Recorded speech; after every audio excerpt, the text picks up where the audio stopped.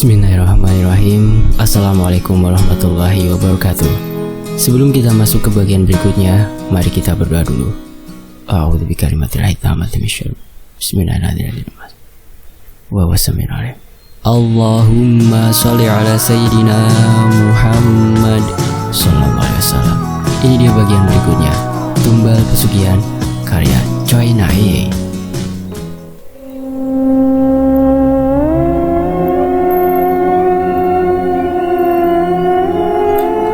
Berkata pada jiwanya Rizka, "Kenapa kamu tak pernah menunjukkan di depan paman kalau selama ini kamu tidak tertidur panjang?"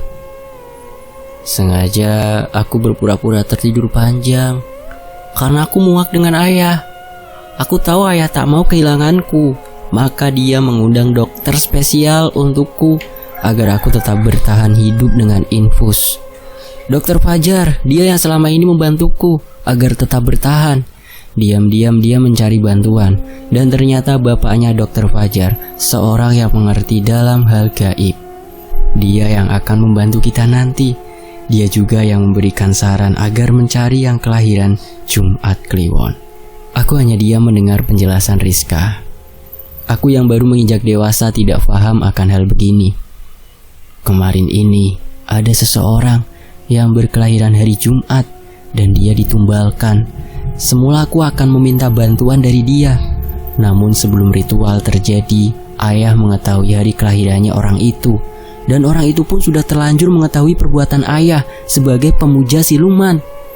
Untuk menutupi perbuatan ayah, maka ayah memotong lidah orang tersebut agar menjadi bisu dan tak membongkar semuanya. Dan ayah pun mengancamnya, maka orang itu selalu menuruti apa kata ayah. Apakah orang tersebut Agung? Iya, dia adalah Agung.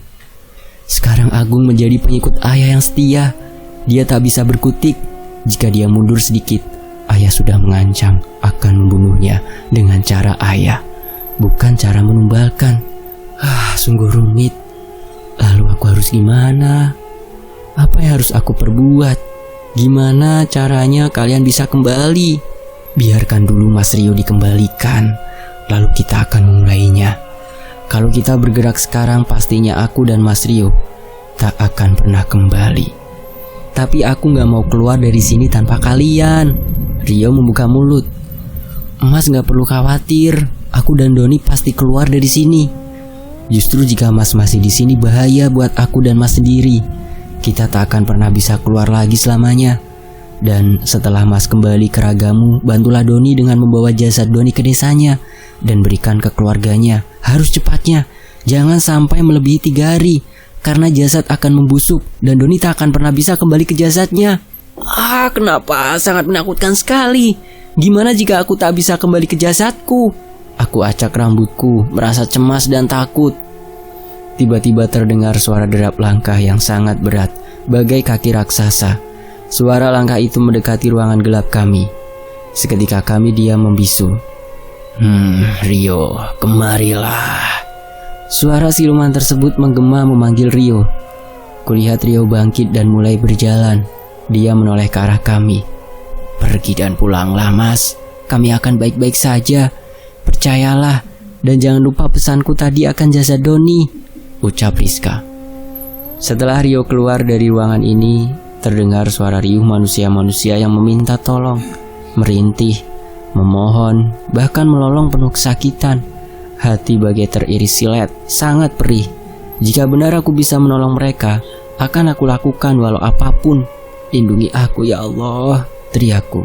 Begitu aku menyebut nama Allah, tiba-tiba bagaikan ada gempa. Kerajaan berguncang sangat keras. Beberapa benda berdentum berjatuhan. Jerit kesakitan menggema di dalam istana. Suara langkah lari yang berhamburan bagaikan suara ribuan tawon. Begitu juga dengan Rizka yang menjerit kesakitan. "Hei, ada apa ini? Apakah ada gempa atau tsunami? Doni, hentikan. Jangan kau menyebutnya saat ini. Belum waktunya."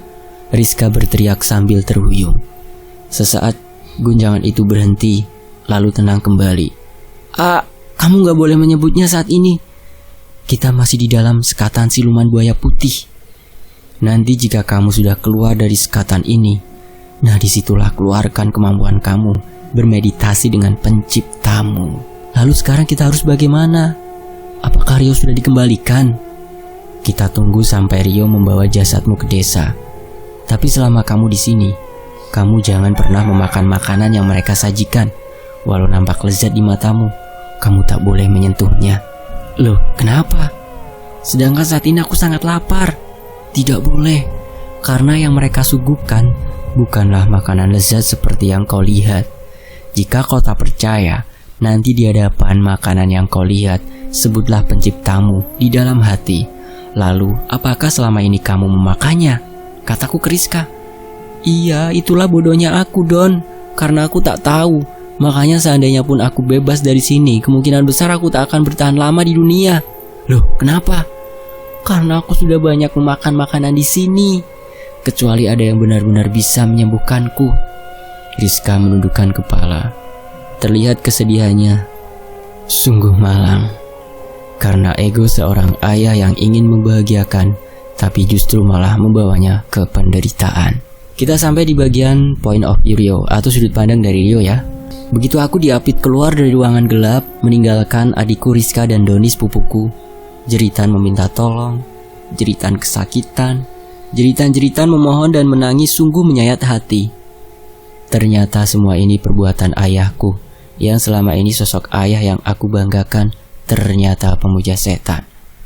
Kami menyusuri lorong gelap di dalam istana kerajaan buaya putih, hingga akhirnya menemukan sebuah pintu berkepala buaya. Dibukanya pintu itu oleh salah satu pengawal yang mengapitku. Setelah terbuka, didorongnya masuk tubuhku. Setelah aku berada di dalam ruangan itu, mereka menutup kembali dan menguncinya. Setelah pintu tertutup, ruangan menjadi gelap, sangat gelap. Samar-samar aku mendengar suara ayah yang menyebut namaku, juga suara isak tangis ibu. Tiba-tiba tubuhku tersedot seperti pusaran angin, lalu diam berhenti. Perlahan aku membuka mata. Pertama aku lihat ayah yang duduk persis di depan kiriku. Tangan ayah menggenggam tanganku kencang. Rio, alhamdulillah kamu kembali. Anakku, syukur nak kamu sudah sadar, isak ibu sambil memelukku. Aku celingukan melihat sekitar yang ternyata aku berada di ruangan Rizka. Kulihat Rizka terbujur dalam pasungan, sangat lemah, bahkan hanya tinggal tulang dibungkus kulit. Sungguh malang kamu, Dek. Maafkan aku yang tak pernah peka terhadap keluarga, terutama kamu. Ternyata selama ini kamu menderita seorang diri. Nah, apa yang kamu alami selama tidur? Ataukah kamu bermimpi?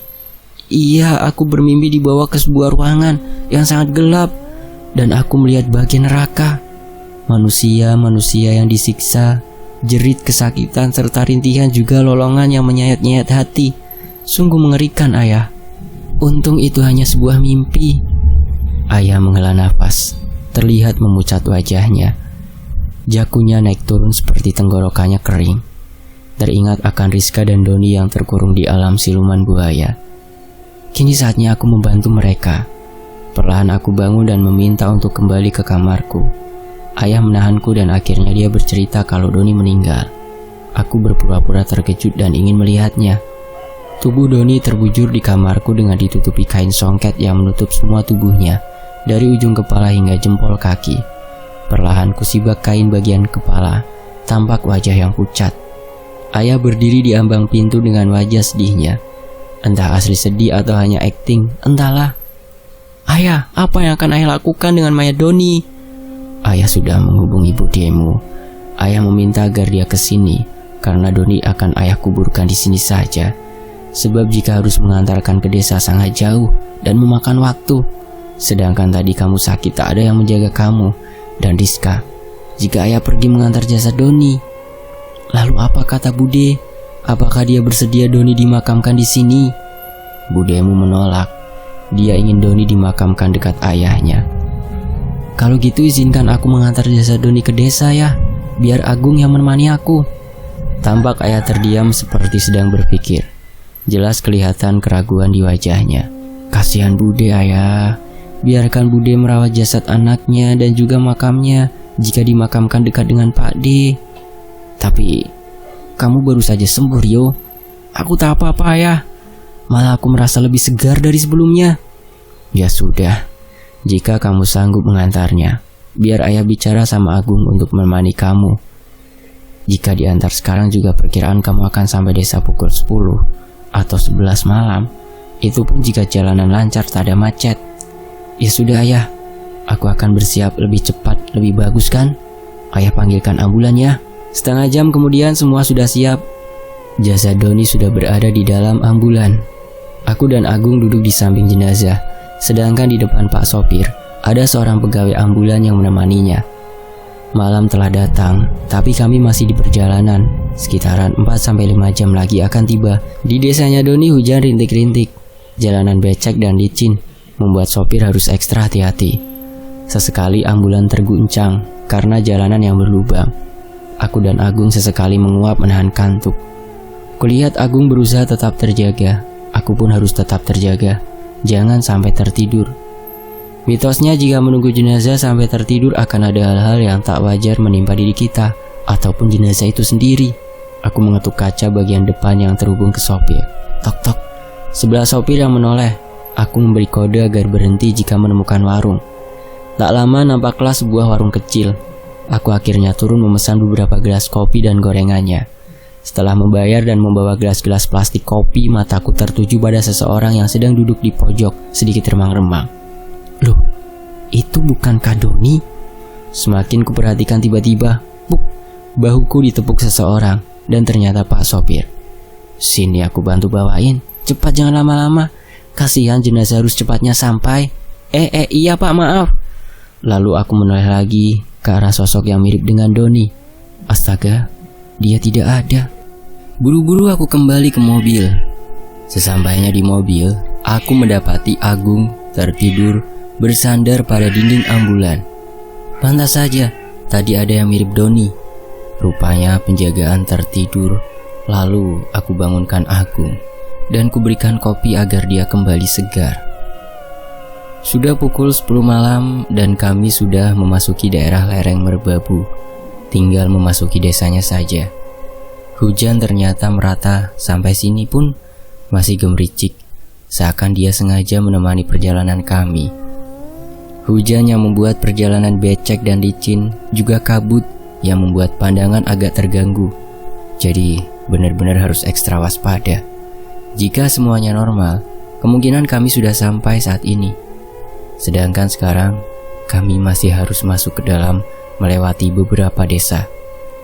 Dulu sewaktu kakek dan nenek masih hidup, aku beberapa kali ke sini. Semenjak mereka meninggal, sudah tak pernah lagi. Sebuah desa yang sangat sejuk, dikelilingi persawahan dan perkebunan. Bahkan jika pagi hari, kabut menyelimuti desa Gunung Merbabu yang menjulang, menambah indahnya ciptaan Tuhan. Memasuki sebuah desa dengan jalanan berlumpur membuat mobil sulit melaju. Sesekali, ban mobil yang harus tergelincir dan menimbulkan raungan di tengah sepinya malam, bagaikan suara harimau kelaparan. Tiba-tiba, mobil berhenti mendadak, membuat aku dan Agung tersungkur karena tak waspada. Kepalaku membentur kaca bagian depan, sedangkan Agung tersungkur tepat mencium bagian wajah Doni. Agung terlihat pucat dan ketakutan. Aku sedikit menahan tawa melihat ekspresi Agung. Lalu kulihat ke depan, tampak seorang ibu-ibu penjual jamu berdiri di sebelah kiri. Sepertinya dia hendak menumpang.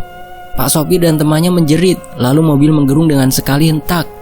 Lumpur yang tergilas ban mobil bermuncratan. Mobil melaju bagai kesetanan. Aku menggedor kaca, mengingatkan mereka kalau saat ini mobil tak terkendali. Tiba-tiba dalam kepanikan, aku mendengar sesuatu jatuh tepat di atas ambulan, menimbulkan suara dentuman. Bung! Suara cekikikan diselingi seperti suara anak ayam yang menyetrumnya.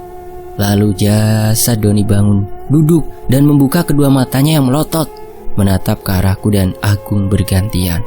Lalu ambruk kembali. Aku dan Agung dengan cepat menutup jasad itu dengan kain dari ujung rambut sampai kaki. Suara cekikikan di atas ambulan sudah menghilang. Aku bisa bernafas lega. Hujan sudah berhenti, menyisakan angin yang terasa sangat dingin. Semakin kurapatkan jaket. Mobil melaju di atas tanah bebatuan yang becek, sedikit berlumpur. Kiri kanan perkebunan brokoli, tomat, Ada juga cabai dan kentang. Mungkin jika dilihat di siang hari akan sangat indah. Jika malam seperti ini hanya kegelapan yang mencekam. Tak ada sedikit pun penerangan. Tiba-tiba, duak. Ambulan ada yang menghantam dari luar, membuat mobil oleng, hampir saja terjun ke perkebunan yang sedikit rendah. Jika hal itu sampai terjadi, dipastikan mobil akan terjungkal. Untung Pak sopir yang siaga, karena bagi dia sudah biasa, jika membawa jenazah akan selalu ada gangguan gaib. Setelah tersadar dan menyetabilkan keadaan, nampaklah seekor buaya yang sangat besar sedang mengibas-ngibaskan ekornya, menghantamkannya ke ambulan. Ambulan bergoyang, begitu juga kami. Aku berusaha memegang jasad Doni, jangan sampai terjatuh. Tiba-tiba pintu belakang ambulan terbuka.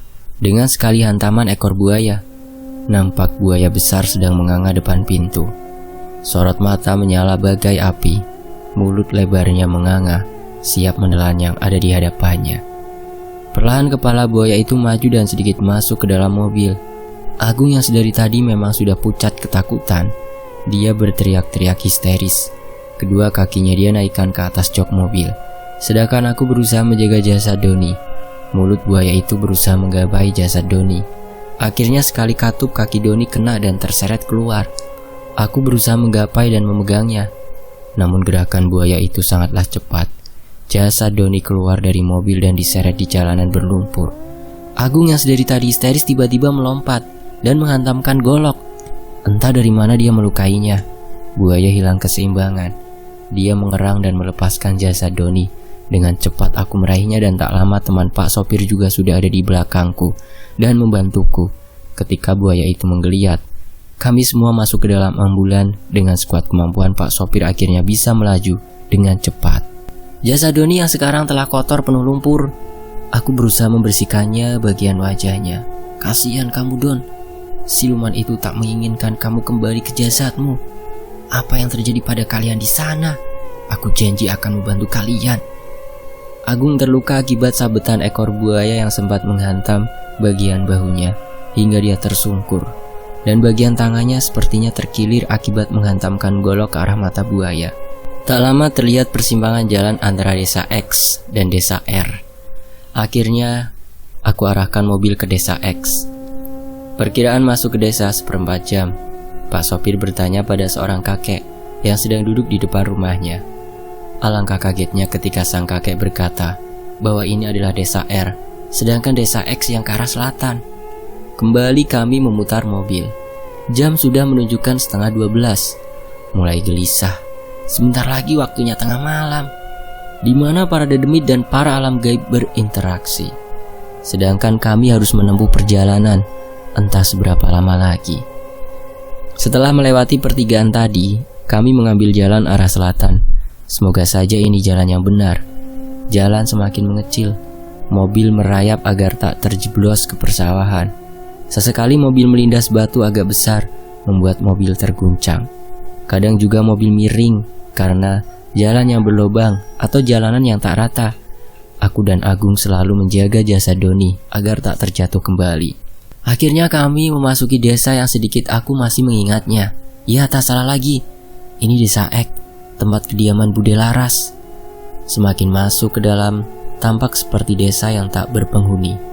Begitu sepi, senyap. Apakah karena hujan menjadikan cuaca semakin dingin, membuat enak tidur dalam selimut masing-masing? Ataukah memang karena waktu yang sudah tengah malam? Akhirnya, sampailah pada sebuah rumah yang terbilang sangat kecil. Di rumah itu, nampak beberapa orang lelaki yang sedang duduk-duduk, sepertinya sedang menunggu. Terpasang juga terpal di halaman, menghadang jatuhnya air hujan, agar tak membasahi halaman. Yakin ini adalah rumah Bude. Ambulan segera memasuki halaman, dan orang-orang yang sedang duduk-duduk pun berdiri menyambut kedatangan ambulan pengangkut jenazah Doni. Aku dan Agung turun. Kondisi kami yang kotor lumpur setelah kejadian melawan buaya. Beberapa lelaki menghampiri dan mulai menggotong jenazah Doni dibawa ke ruangan tengah. Nampak dua bocah yang terkantuk-kantuk duduk di pojokan. Begitu para pengangkat jasad Doni. Kemudian memasuki ruang tengah. Kedua bocah itu dengan sigap berdiri menatap jasad yang tertutup. Nampak kesedihan di keduanya. Namun berbeda dengan Bude Laras. Beliau begitu tegar. Begitu jasad Doni sudah dibaringkan di tempat yang sudah disediakan, Bude membuka bagian kepala. Dia tertunduk mengusap wajah Doni. Dua bocah adiknya Doni terisak pelan di samping ibunya. Aku yang melihatnya tak tahan untuk tak meneteskan air mata. Doni, semoga kamu bisa tertolong. Terima kasih Rio, kamu sudah membawa Doni pulang. Iya Bude, maaf terlambat karena di perjalanan banyak kendala. Alhamdulillah, kalian sampai tepat waktu. Kurang beberapa menit lagi tepat tengah malam. Bude khawatir karena banyak kejadian di luar nalar. Jika tengah malam membawa jenazah, di rumah pun harus ketat penjagaan. Karena dari zamannya leluhur kami di sini, tidak ada yang membiarkan jenazah sampai mendapati malam atau dikuburkan esok hari. Bahkan misalkan ada yang meninggal sebelum tengah malam, harus secepatnya dikuburkan. Sangat menyeramkan sekali Bude. Ya, semoga malam ini tak terjadi apa-apa dengan jasad Doni. Semoga saja nak. Kita sama-sama berdoa. Mari kita gabung dengan mereka yang sedang berzikir untuk Doni. Beberapa tetangga wanita yang ikut membantu Bude membuatkan kopi, tambahan juga camilan dan dihidangkan kepada orang-orang yang sedang berzikir. Aku pun ikut bergabung dengan mereka. Sedangkan Pak sopir ambulan juga temannya tidak melanjutkan pulang malam ini. Mereka memilih beristirahat di rumah tetangga yang kebetulan memiliki teras agak luas. Besok pagi mereka baru akan melanjutkan pulang. Dan Agung setelah diobati lukanya dan diurut bagian lengan yang terkilirnya, lalu aku suruh beristirahat di kamar kedua adiknya Doni. Seorang lelaki yang memakai sorban mendekati jasad Doni. Lalu dia membuka bagian wajah dan membiarkannya terbuka. Tak ada yang berani menatap wajahnya. Semua berada dalam ketakutan. Kalau saja bukan karena ajakan sesepuh yang dituakan desa itu, mungkin mereka lebih memilih meringkuk di rumahnya, di dalam selimut masing-masing. Hujan tiba-tiba turun dengan derasnya, bagaikan ditumpahkan dari langit. Para lelaki yang duduk di luar berhamburan masuk ke dalam, berhimpitan dengan yang lain.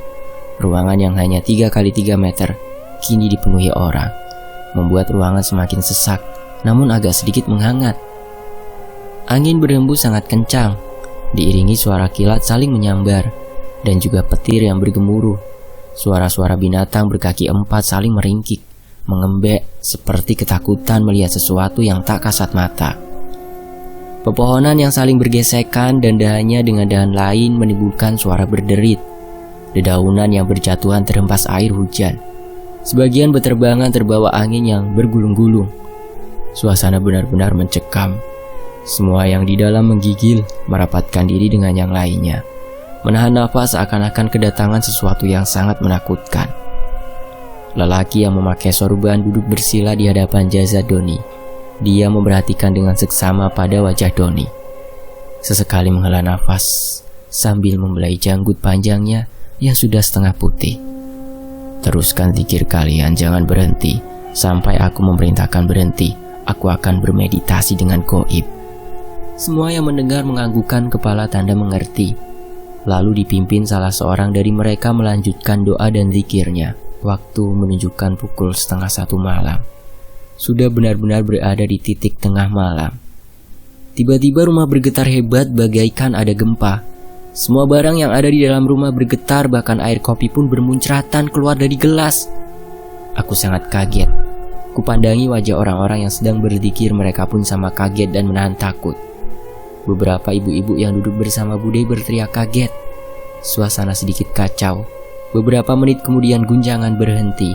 Sepi, bagai tak terjadi apa-apa. Akhirnya kami melanjutkan ritual zikir kami. Tak lama terdengar jeritan minta tolong dari luar. Lalu, gebrak! Seorang lelaki paruh baya tersungkur berlumuran darah. Mengagetkan kami semua yang ada di dalam ruangan. Beliau bicara terbata-bata. Air sungai meluap, beberapa buaya mengamuk. Lalu beliau pingsan. Sesaat zikir berhenti, kami semua dalam kebingungan. Pak Kiai memberi kode dengan tangannya agar melanjutkan zikir. Dua orang mengangkat tubuh orang yang diserang buaya, membawanya ke ruang belakang untuk disadarkan dan diobati. Belum lagi kami tenang, tiba-tiba mobil ambulan yang masih terparkir di halaman menggerung-gerung, menimbulkan suara yang memekakan telinga. Kami semua menutup pendengaran dengan kedua tangan. Aku mulai terasa pusing mendengar suara itu. Lampu listrik mendadak mati. Kami pun semua panik.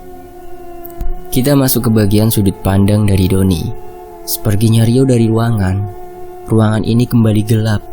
Hanya aku dan Rizka yang berbincang menunggu waktu agar kami bisa bebas dari sini. Tak lama pintu terbuka kembali.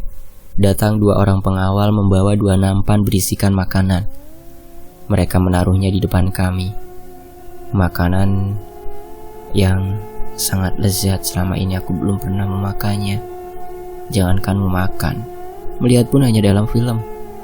Potongan paha kambing bakar, beberapa butir gulai telur, nasi putih yang harum masih ngebul. Sepertinya beras pandan wangi. Aduh, sangat menggiurkan.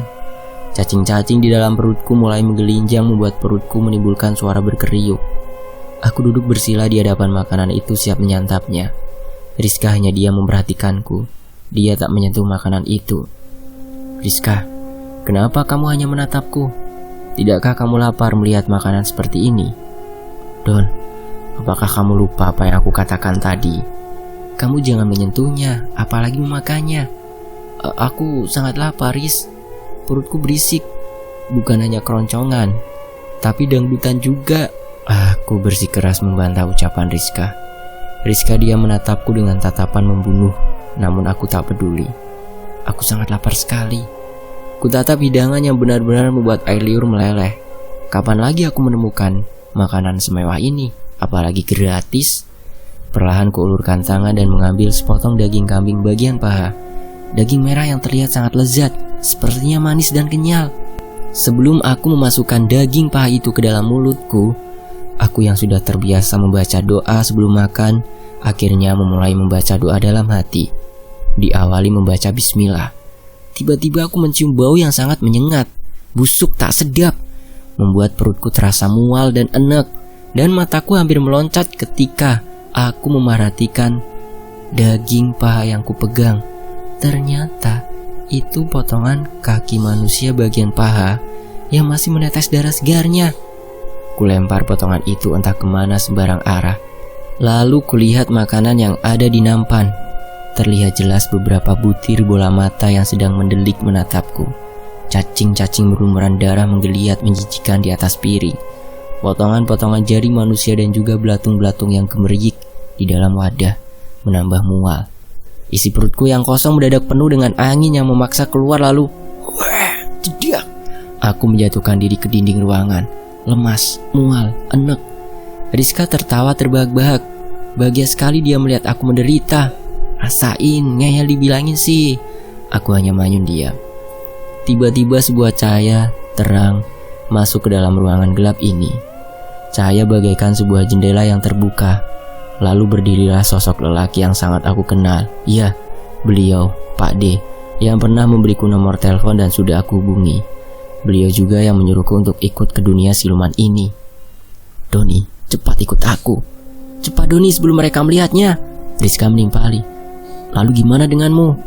Aku akan bebas dari sini setelah kamu berhasil mengalahkan Ratu Siluman Buaya. Waduh, jadi aku harus bertarung melawannya? Ucapku penuh keresahan. Cepetan Doni. Aku ditarik oleh Pak D. Sekali hentakan, maka cahaya menggulung kami. Aku sudah berada di luar ruangan gelap, lalu melangkah menelusuri lorong yang dimana setiap langkah kami diiringi jeritan minta tolong. Tangan mereka menggapai-gapai. Tangisan menyayat pilu, bau anyir dan busuk dari tubuh-tubuh mereka tercium membuat mual. Tubuh mereka yang menggelinjang berlumuran darah campur nanah. Pemandangan bagaikan di neraka. Kami terus berlari hingga berada di luar istana. Kamu harus cepatnya kembali ke jasadmu, karena jasadmu banyak yang menginginkan. Di mana sekarang jasadku, Pak D? Rio sudah membawanya ke desamu. Wah, jauh sekali. Aku harus naik apa dari sini? Aku nggak bawa uang. Aku hanya bisa mengantarmu sampai sini. Selebihnya berhati-hatilah kamu. Ikuti terus jalan ini. Nanti kamu akan menemukan jalan pulang. Loh, Pak D ninggalin aku. Aku tidak bisa berlama-lama di sini. Ini bukan alamku. Ragaku juga dalam bahaya kalau lama aku kosongkan. Aduh, kenapa sih paman bikin ribet semuanya? Tiba-tiba ratusan pasukan buaya keluar dari istana. Mereka berlarian menuju ke arah kami. Doni, cepat kamu lari. Aku harus pergi. Larilah sebisa kamu untuk menghindari mereka. Cepat. Tanpa pikir panjang, aku langsung berlari entah kemana. Yang aku ingat harus mengikuti jalan ini. Lalu, sampai di mana aku harus berlari? Di mana jalan untuk keluar dari alam gaib ini? Aku terus berlari. Sesekali menoleh ke belakang. Pasukan buaya masih terus mengejarku. Bahkan jumlahnya semakin banyak. Mereka meneriakiku. Aku hanya berharap kalau ini semua hanya mimpi. Peluh telah membasahi seluruh tubuh. Nafas sudah tak beraturan. Kaki serasa lepas dari sendi. Lari pun seakan melayang tak menapak tanah. Ya Allah, aku sudah tak kuat. Di mana jalan menuju alamku? Akhirnya aku ambruk, tersungkur ke tanah. Suara derap kaki-kaki para pasukan buaya sudah sangat dekat. Perlahan, dengan ketakutan, aku bangun dan menoleh ke belakang, di mana suara pasukan buaya bergemuruh bagaikan zombie kelaparan. Allahu Akbar! Aku berteriak menyebut Sang Pencipta. Tiba-tiba, bagaikan gempa melanda. Dunia goyang, pasukan buaya berjatuhan sambil berteriak kesakitan. Namun itu hanya sesaat. Mereka bangun dan berlarian lagi menuju ke arahku. Kini hanya tinggal hitungan langkah. Sudah terbayang tubuhku akan diinjak-injak atau terkoyak, dicabik-cabik, lalu digeret, atau bahkan langsung dikerubuti dan dimakan bagaikan pasukan lalat memakan bangkai. Dalam kepanikanku, aku teringat akan ucapan Rizka. Aku harus bermeditasi dengan Sang Penciptaku. Aku sudah pasrah apapun yang terjadi. Lalu aku duduk bersila. Kupejamkan mata dan mulai berzikir, mengkonsentrasikan diri, menulikan pendengaran agar bisa konsentrasi. Sesekali tubuhku bergetar, kadang serasa melayang. Dalam pandangan batinku, aku melihat sosok lelaki berjubah dan bersorban. Dia sedang berzikir juga. Merasa ada yang menemani, aku semakin memperkeras suaraku. Alam siluman semakin bergetar hebat. Suara-suara bergemuruh bagaikan runtuhnya sebuah gunung. Hawa panas menjalar di seluruh tubuh. Keringat sebesar biji jagung berjatuhan. Nafas turun naik. Dalam pandangan batinku, aku melihat seekor sapi yang ditunggangi kakek dan ayahku. Sapi itu menghampiriku. Doni, cepatlah naik ke atas sapi itu. Lelaki berjubah memerintahku untuk menaiki sapi yang ditunggangi kakek dan ayahku. Aku tak menjawab, hanya memandangnya. Lelaki itu tersenyum dan menganggukkan kepala tanpa pikir panjang. Lalu aku menghampiri sapi itu dan menungganginya paling depan. Lalu sapi berlari meninggalkan tempat itu. Sapi terus berlari bagaikan terbang. Tak ada percakapan ataupun suara di antara kami. Pikiranku dipenuhi tanda tanya dan kecemasan. Akan kemana sapi membawaku? Apakah ini suatu jebakan? Sapi terus berlari menerobos hutan, menerobos lautan. Entah berapa lama sapi berlari, hingga akhirnya sapi berhenti di sebuah rumah yang sangat aku hafal. Suasana rumah yang ramai oleh suara zikir menggema bagai tak berujung. Aku turun dari atas sapi, lalu melangkah. Ketika aku teringat akan kakek dan ayahku, lalu aku menoleh ke arah mereka. Astaga, mereka kemana? Cepat sekali sapi itu menghilang membawa mereka. Lalu kulangkahkan kaki ke arah pintu, dan kudapati ruangan hampir penuh oleh para lelaki yang sedang berzikir. Bahkan aku melihat lelaki yang berjubah yang kutemui di alam siluman sana. Beliau pun ada di sini. Kemudian kuucapkan salam. Assalamualaikum. Mereka serentak memandang ke arahku yang berdiri di ambang pintu. Sontak mereka semua menjerit berhamburan. Hantu, setan. Lelaki berjubah itu berdiri lalu mengibas-ngibaskan sorbannya ke udara. Semua mendadak sepi. Mereka kembali tenang, duduk ke tempatnya semula. Ibu menyebut namaku dengan mengucap syukur. Di sebelah ibu kedua adikku yang menatap penuh keheranan. Dan juga ada Rio yang melongo melihatku. Mereka yang berada di ruangan setelah kesadaran mereka kembali, semua bergantian menatapku dan menatap sosok yang terbaring bertutupkan kain batik. Lalu aku berjalan menghampiri lelaki berjubah putih dan duduk bersila di hadapannya. Lalu tangannya yang sebelah kanan terulur menyentuh kepalaku, sedangkan sebelah kiri memegang tasbih yang aku rasakan seluruh tubuhku menghangat. Ada desiran hangat menjalar di setiap nadiku. Serasa darahku yang tadinya beku mendadak mencair. Beberapa menit kemudian gerakannya dihentikan. Beliau menyuruhku meminum air yang ada di hadapannya. Maaf Pak Yai, sekarang Doni ada 2. Lalu yang benar yang mana? Rio membuka suara di tengah keheranannya. Perlahan Pak Kiai membuka tutup kain batik yang menutupi jasad Doni. Tiba-tiba semua yang berada di ruangan itu tersentak, beringsut mundur. Bahkan ada beberapa orang yang menjerit, terutama para ibu-ibu. Ada juga yang menutupi kedua matanya. Sosok yang ditutupi kain batik itu ternyata sebuah gedebok pisang. Rio terpaku menatap gedebok itu dan pandangannya bergantian menatapku. Berarti yang aku bawa dan aku jaga selama dari rumah ke sini itu hanya sebuah gedebok pisang. Nampak wajah kesal Rio. Andai tahu itu hanya gedebok pisang, aku biarkan saja saat buaya menggeretnya. Ternyata Rizka mengerjai aku. Rio masih ngedumel mengeluarkan kekesalannya. Aku pun merasa bingung dengan semua ini. Apakah benar Rizka mengerjai aku dan Rio? Awas aja kamu Rizka. Tenang nak Rio. Memang ini hanyalah gedebok pisang. Dan nak Doni ini adalah yang asli.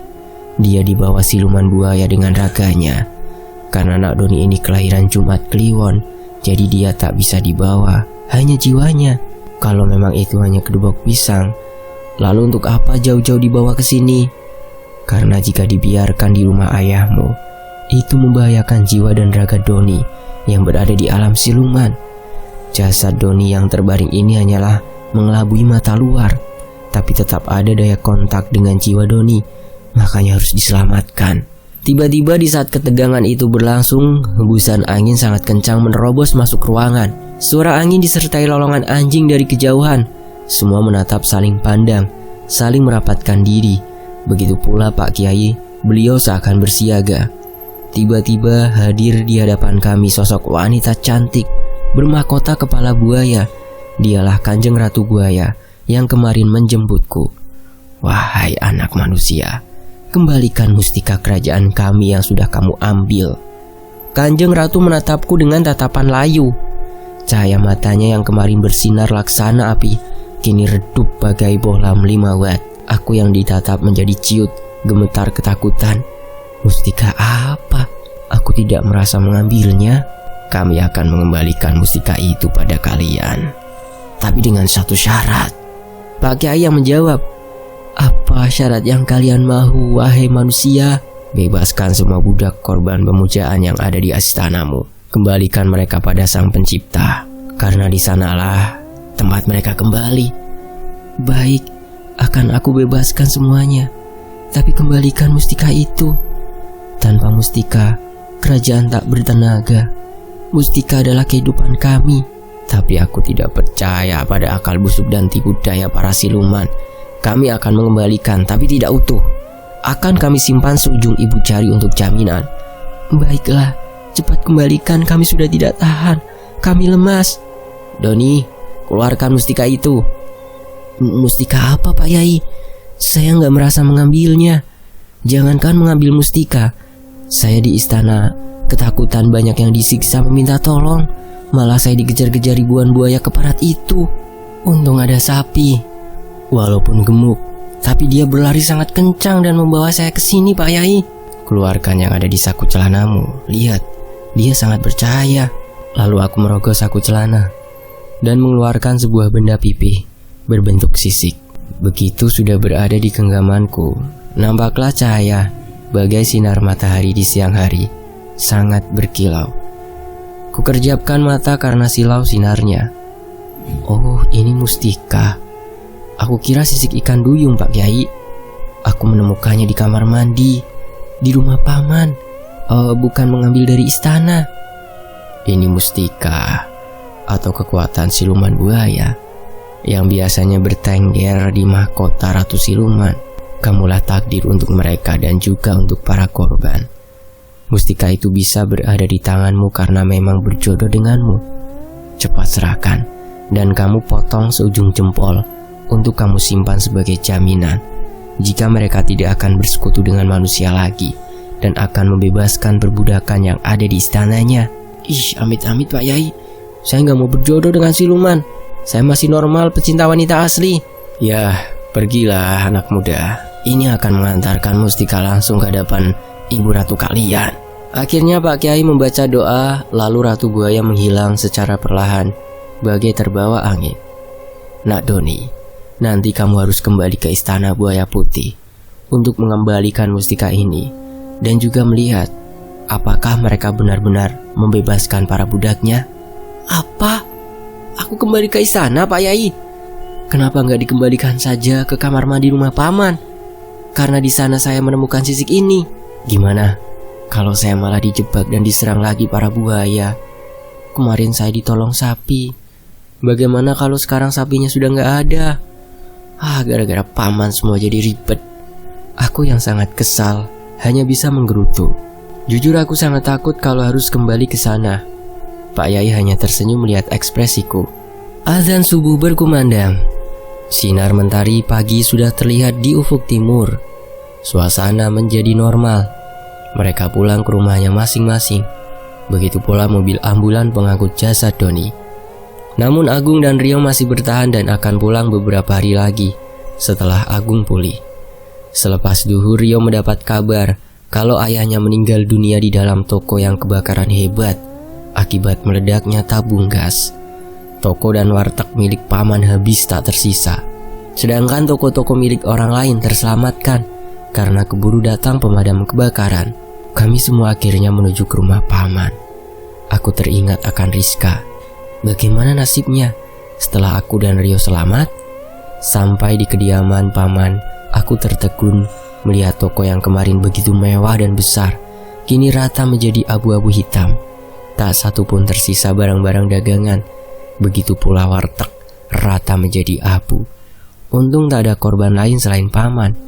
Jasad paman bagaikan arang gosong, tak dikenali, hanya bisa mengenali dari kalung yang di leher paman yang sudah menghitam juga.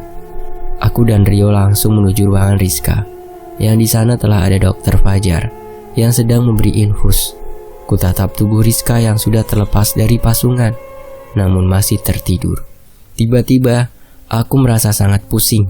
Pandangan gelap dan aku berada di depan gerbang istana Buaya Putih. Apakah aku bermimpi? Perlahan kulangkahkan kaki menuju gerbang dan secara otomatis pintu terbuka sendiri. Para penjaga gerbang semua memberi hormat padaku dengan menundukkan badan mereka. Wah, kenapa mereka sekarang menghormatiku? Berbeda dengan kemarin, aku bagaikan maling dikejar-kejar oleh mereka. Semakin melangkah ke dalam, kulihat banyak manusia tersenyum dan memberi hormat padaku. Gemuruh teriakan terima kasih tiba-tiba datang ke hadapanku. Seorang gadis yang aku sangat mengenalnya. Dia gadis yang fotonya ada di dompetnya Agung. Dan dia juga yang saat malam itu meminta tolong padaku. Diikuti 3 orang lainnya menghampiriku. Mereka mengucapkan terima kasih. Lalu Rizka berdiri di antara mereka. Aku kaget. Kenapa Rizka belum juga keluar dari sini? Riz, kenapa kamu masih di sini? Aku sengaja menunggu kamu mengembalikan mustika milik istana. Setelah itu kami semua terbebas. Paman meninggal. Apakah dia berada di sini juga?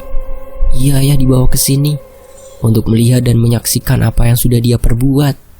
Menyaksikan penderitaan korban-korban pemujaannya.